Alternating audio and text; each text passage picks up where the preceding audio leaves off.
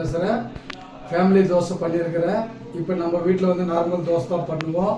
இந்த தோசையில் வந்துட்டு first dosa batter போட்டு அதுக்கப்புறம் ரெட் சட்னி, அதுக்கப்புறம் ஒயிட் சட்னி, அதுக்கப்புறம் பொடி வந்துட்டு கன் பொடி பவுட்ரு அது மேலே போட்டிருக்கோம். மசாலா வந்துட்டு ஆலு பல்லியா பண்ணிவிட்டு அது மசாலா போட்டு மேலே தடவிட்டு அது இது ஃபேமிலி மசாலா தோசை பண்ணியிருக்கிறேன். அது வீட்டில் கூட நீங்கள் ட்ரை பண்ணி பண்ணலாம்.